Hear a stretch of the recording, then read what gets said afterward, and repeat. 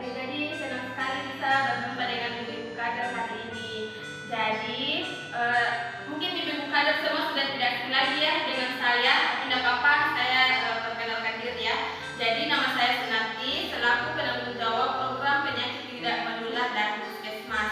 Nah, jadi tujuan saya datang ke sini ingin sedikit berbagi ilmu, sharing sedikit dengan ibu-ibu kader mengenai pelatihan faktor resiko penyakit tidak menular. Nah, hari ini itu ada beberapa pokok pelatihan yang akan kita lalui bersama, seperti pengisian formulir faktor resiko, melakukan tata cara melakukan pengukuran tinggi badan, berat badan.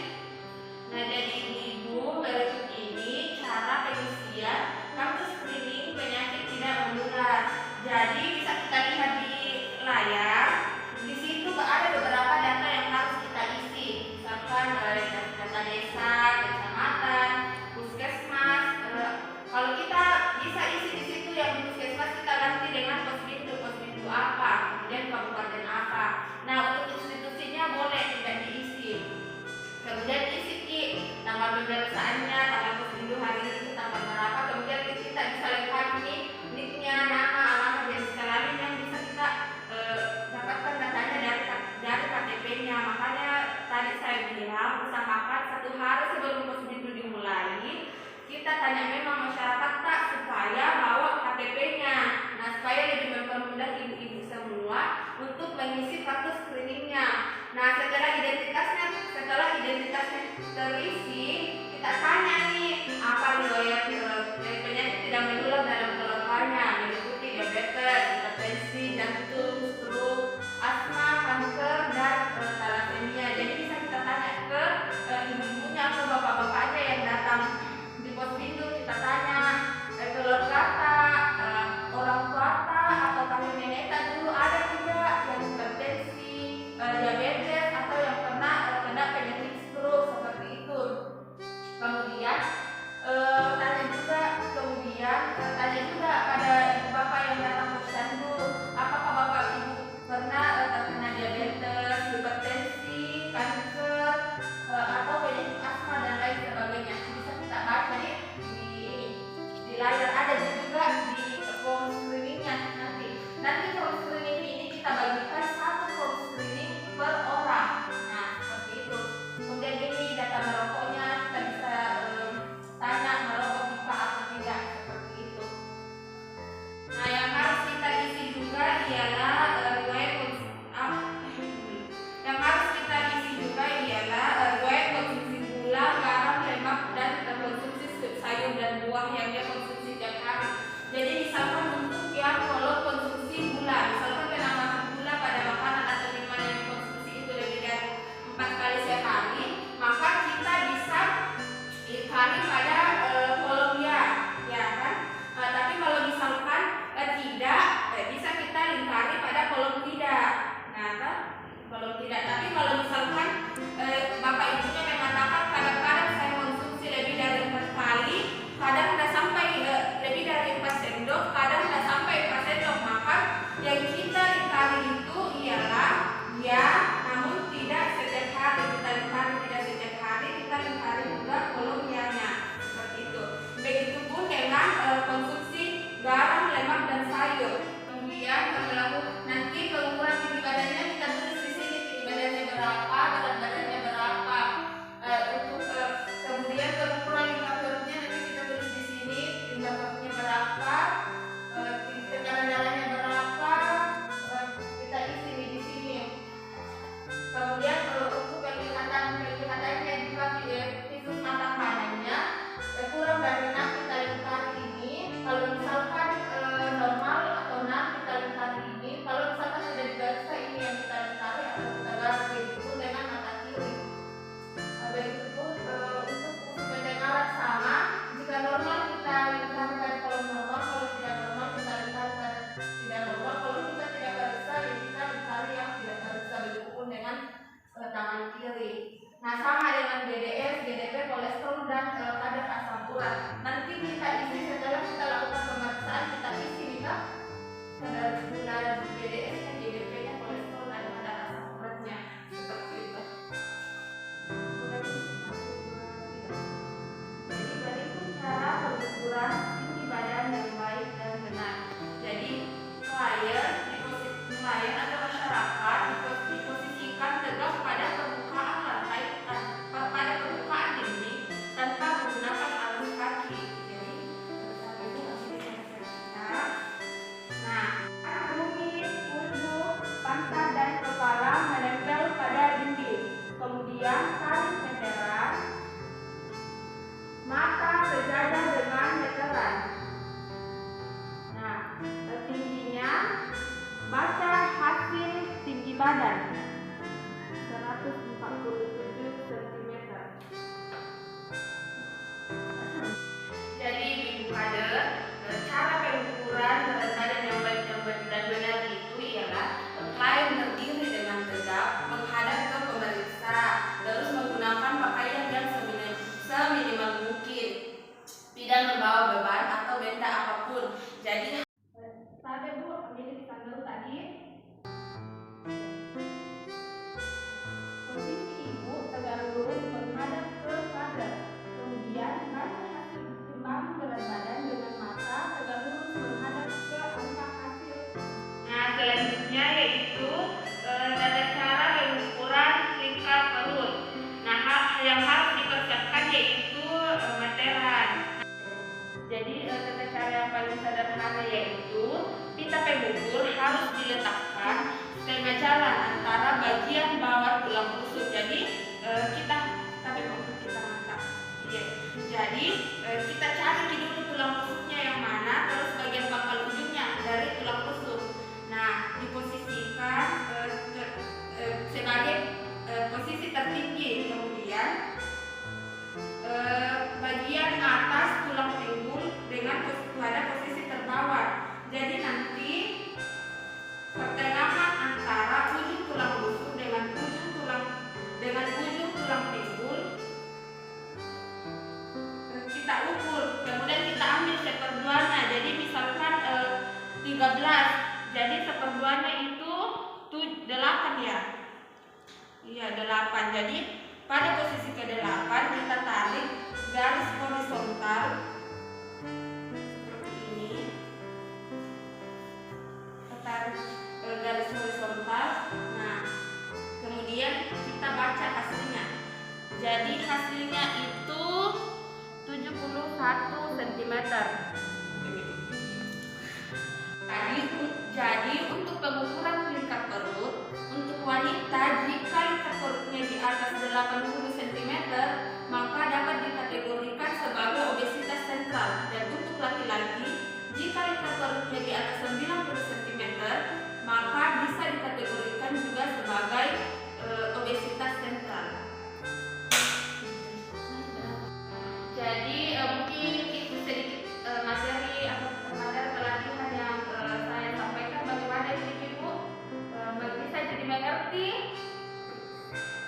Oke, jadi kalau ada yang ingin bertanya, nah kalau tidak ada yang ingin bertanya, mungkin sampai di sini perjumpaan kita hari ini.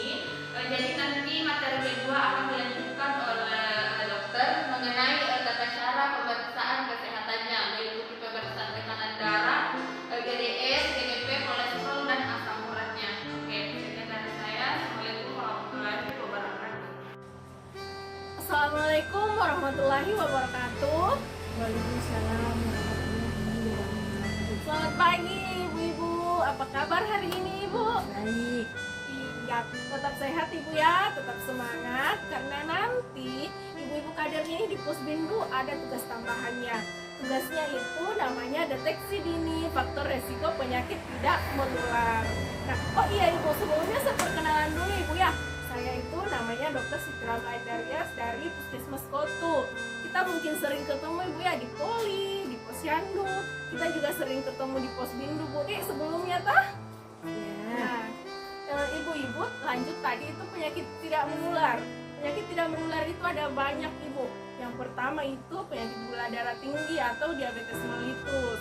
Yang kedua ibu, ada yang tahu? Hipertensi. Iya, hipertensi atau tekanan darah tinggi. Iya, tekanan darah tinggi dan masih banyak penyakit-penyakit lainnya. Nah, ibu-ibu, nanti di sini kita akan praktekkan bagaimana cara untuk mengukur tekanan darah. Karena pengukuran tekanan darah itu pemeriksaannya itu gampang, Ibu. Nanti kita pakai alatnya, namanya ini.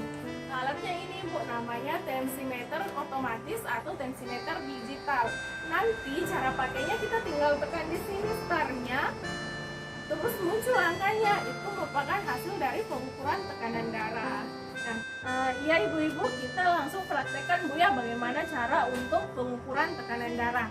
Nah, ibu-ibu kalau pasien baru datang jangan langsung diperiksa tekanan darahnya, tapi istirahat dulu 10-15 menitan baru diperiksa tekanan darahnya. Terus saat pemeriksaan tekanan darah pasien itu harus duduknya tegak Ibu ya. Terus tangannya, misi Bu ya, tangannya itu usahakan menghadap ke atas. Untuk pemeriksaannya, pertama kita lihat, ini sudah terpasang baterainya. Terus kita pasang mansetnya. Kalau pasiennya menggunakan pakaian lengan panjang begini, maka kita usahakan lipat ke atas agar mansetnya tidak terhalang dengan pakaiannya. Tapi kalau tipis begini boleh Ibu. Terus kita pasang mansetnya itu sekitar 2-3 cm di atas lipatan siku. Pada saat pemeriksaan, usahakan pasiennya itu duduknya tenang, tidak bicara, terus ini menghadap ke atas ya, tidak bicara, terus tidak bergerak dan jangan tekan mansetnya. Kita tekan tombol start. Iya Ibu, ini hasilnya 142/92. Itu yang 142 itu yang di atas itu namanya sistol. Terus yang di bawah 92 itu namanya diastol. Jadi ini tensinya sistol per diastol 142/92. Nah, ibu-ibu kalau sudah segitu kan untuk hasil pengukuran tekanan darah itu ada normal, prehipertensi, dan hipertensi derajat 1, hipertensi derajat 2. Kalau sudah di atas 140 berarti sudah siap hipertensi. Nah, kalau kita temukan di Pusbindu ada pasien hipertensi, maka langsung rujuk ke puskesmas untuk diberikan pengobatan atau diberikan penanganan lebih lanjut. Nah, ada mau ditanyakan Ibu? Oh iya ibu-ibu, kalau sudah dipakai jangan lupa Bu ya keluarkan baterainya Bu ya. Nah, oke ibu-ibu, demikian penjelasannya bagaimana cara pengukuran tekanan darah. Semoga bermanfaat Ibu ya. Assalamualaikum warahmatullahi wabarakatuh. Assalamualaikum warahmatullahi wabarakatuh Ibu Kader. Selamat pagi dan salam sehat untuk kita semua ya. Jadi saya senang sekali bisa berdiri di depan Ibu Kader semua, Ibu Kader yang cantik semua ya. Dan saya harap kita bisa bekerja sama hari ini ya. Dan terima kasih Ibu Kader atas kesempatannya sudah hadir di tempat ini bersama-sama dengan kami. Dan mungkin saya memperkenalkan diri, tapi rasanya mungkin Ibu Kader sudah mengenal saya ya. Dan saya juga sudah mengenal Ibu Kader semua, tapi tidak apa-apa. Kita ulang perkenalan diri kita ya. Nama saya Rita Sari, memegang program promosi kesehatan di UPT Puskesmas Wotu. Jadi hari ini kami datang untuk memberikan materi tentang pengendalian faktor risiko penyakit tidak menular bagi kader posyandu di wilayah kerja. Tapi sebelum itu saya mohon kepada Ibu Kader kita berdiri dulu ya. Kita pemanasan dulu, oke? Masih ingat mungkin tentang KAP, bagaimana KAP?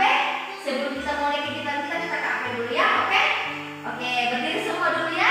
Berdiri dulu semua. Oke, kita mulai KAP kita ya. 1 ditambah 1 sama dengan 2. 2 ditambah 2 sama dengan 4. 4 ditambah 4 sama dengan 8. 8 ditambah 8 sama dengan 16. Oke, ulang lagi. Oke,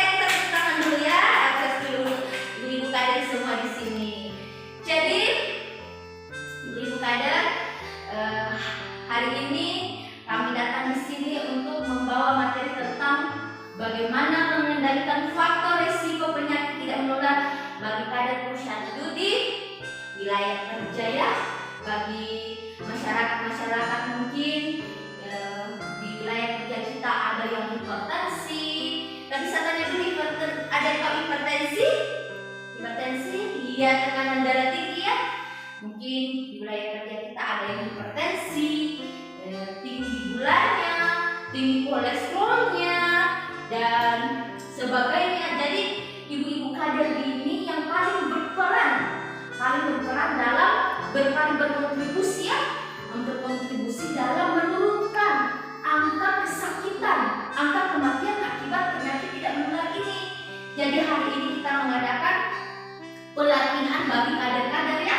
Tadi sudah diajarkan sama Dokter Ramla bagaimana menggunakan tensimeter yang baik dan benar ketika kita ada di sasaran, ketika kita menghadapi sasaran di lapangan, dan ketika kita mendapati sasaran yang hipertensi, kita mendapati sasaran yang gula darahnya tinggi, kolesterol dan sebagainya. Apa yang kita melakukan untuk mereka? Pasti ada kiat-kiat khususnya. Pasti ada cara bagaimana kita mengedukasi mereka agar mereka paham. Karena ibu-ibu kader ini adalah ibu-ibu kader yang paling dekat dengan masyarakat, paling mengerti keadaan masyarakat. Jadi ibu-ibu kader bisa memberikan edukasi sesuai dengan keadaan mereka, sesuai dengan hasil pemeriksaan mereka. Jadi ketika kita dapati seorang sasaran misalkan tekanan darahnya tinggi ya, kita mau kasih edukasi apa? Karena di sini ada namanya salah satu mengendalikan faktor risiko penyakit tidak menular itu dengan memberikan edukasi pencegahan dan pengendalian faktor risiko penyakit tidak menular. Apa saja edukasinya itu? Yang pertama, melakukan edukasi aktivitas fisik. Aktivitas fisik. Yang kedua, melakukan edukasi diet sehat dengan gizi seimbang. Dan yang ketiga, melakukan edukasi tentang bagaimana bahaya merokok. Dan ketika kita dapati sasarannya dengan tekanan yang tinggi, kita bisa memberikan salah satunya edukasi dengan aktivitas fisik bisa, dengan edukasi diet sehat dengan gizi seimbang bisa. Tapi di sini saya mau berfokus dulu dengan diet sehat dengan gizi seimbang, karena rata-rata saya dapati sasaran itu pernah kemarin itu ketika saya turun di Posbindu, Posyandu Lansia, rata-rata tinggi konsumsi garamnya, tinggi konsumsi gulanya, suka minum kopi, teh setiap pagi dan sore, dan katanya ada saya dapati salah satu sasarannya itu gulanya itu bisa sampai 2 gelas. Jadi hari ini saya mau membahas tentang dulu bagaimana kita mengedukasi sasaran dengan diet sehat dan gizi seimbang. Yaitu pertama, kalau bagi individu kita boleh memberikan edukasi bagaimana kita mengatur pola makan sesuai dengan pola makan sehat dan gizi seimbang. Yang kedua, kita bisa mengendalikan asupan lemak, gula dan garamnya. Yang ketiga, kita bisa meningkatkan konsumsi buah dan sayurnya. Dan pada keluarga itu kita pertama bisa membudayakan pola makan sesuai dengan pola makan sehat dan gizi seimbang. Kedua, mengendalikan asupan lemak, gula dan garam. Ketiga, meningkatkan konsumsi buah dan sayurnya. Jadi ini hampir sama ya, pola makan, pola gizi seimbangnya itu hampir sama individu dengan keluarga. Dan pada posyandu kita bisa memberikan PMT. Ketika ada kegiatan-kegiatan posyandu lansia, Posbindu, kita bisa menyediakan PMT ya, PMT bagi sasaran semua. Dan dengan kegiatan bersama di posyandu bisa kita lakukan demo masak bagaimana kita memberikan contoh penggunaan garam yang baik di masakan kita, jangan berlebihan seperti itu. Dan yang kedua, 10 pedoman gizi seimbang. Ini bisa kita mengedukasikan kepada sasaran kita ketika kita dapat sasaran kita hipertensi, gula darahnya tinggi, atau misalnya kolesterolnya tinggi, asam uratnya tinggi. Ini kita bisa memberikan edukasi 10 pedoman gizi seimbang. Apa saja itu? Biasakan mengkonsumsi aneka ragam makanan pokok. Yang kedua, batasi konsumsi penganan manis, asin, dan berlemak. Yang ketiga, kita lakukan aktivitas fisik yang cukup dan pertahankan berat badan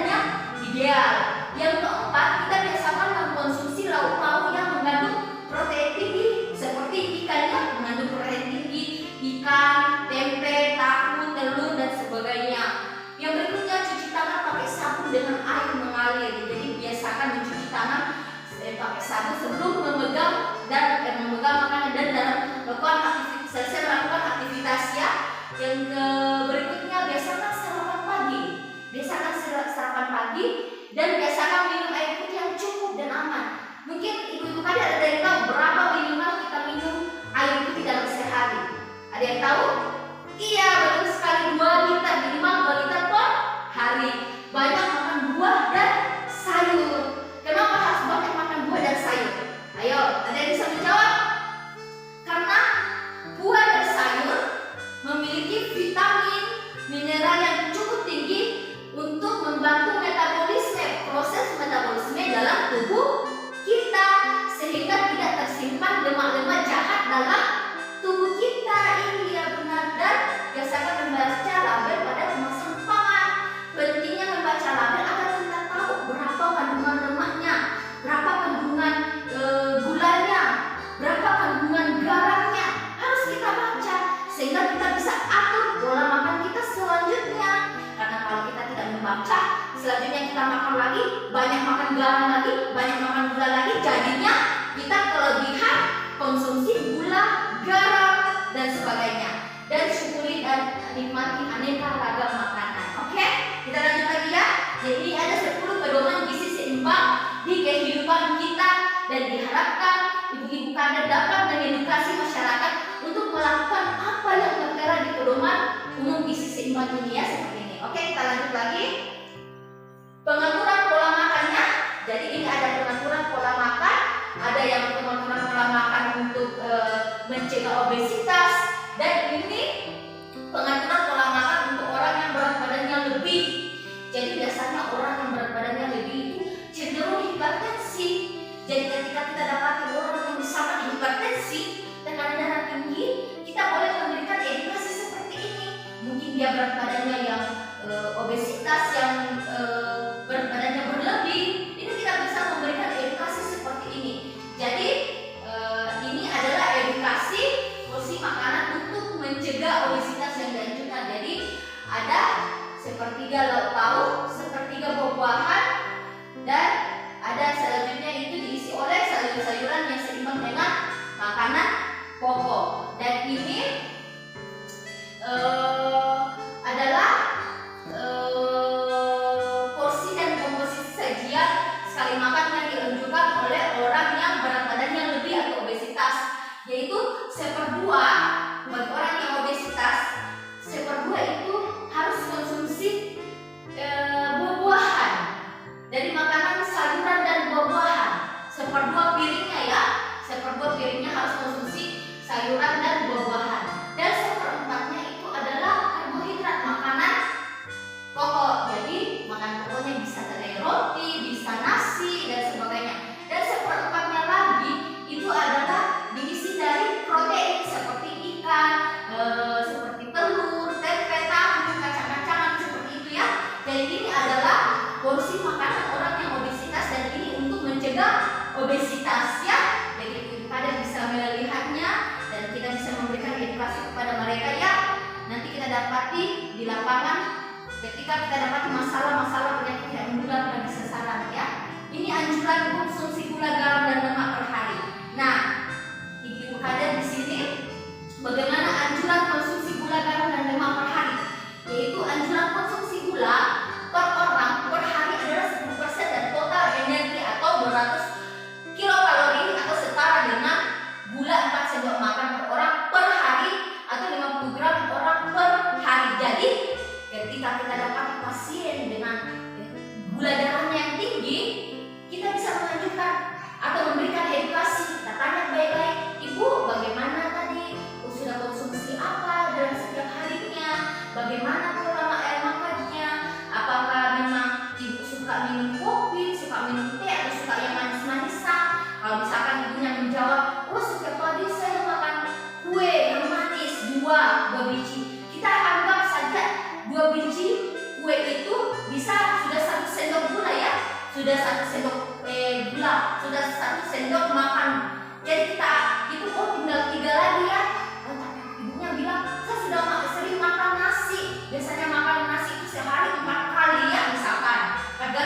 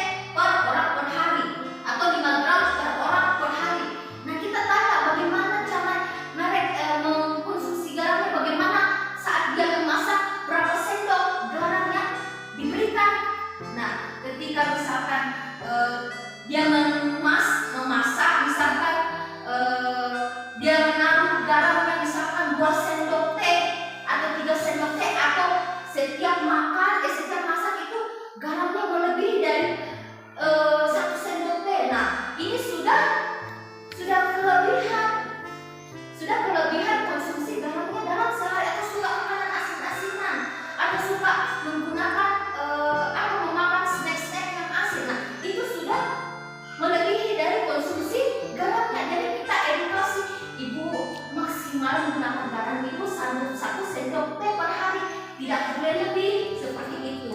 Dan berikutnya kita anjurkan juga menggunakan atau mengkonsumsi lemak, atau misalkan menggunakan minyak ya, misalkan itu per orang per hari adalah 20-25% dari total energi atau 702 kilokalori, atau setara dengan 5 sendok makan per orang per hari, atau 67 gram per orang per hari. Jadi ketika kita dapati misalkan sasaran ya di lapangan kolesterolnya melebihi 200, kita tanya suka makan apa? Biasa karena bilang ibunya, suka saya makan gorengan, tidak bisa kak makan kalau tidak ditumis sayurku, tidak bisa kak makan kalau tidak digoreng ikanku, tidak digoreng laukku. Nah, kalau suka mie yang goreng-gorengan, makanya saja 3 kali sehari sudah goreng-gorengan, dan makan lagi mungkin cemilannya goreng-gorengan, itu sudah melebihi lemaknya 5 sendok makan per hari. Berarti jelas ibunya pasti kolesterol.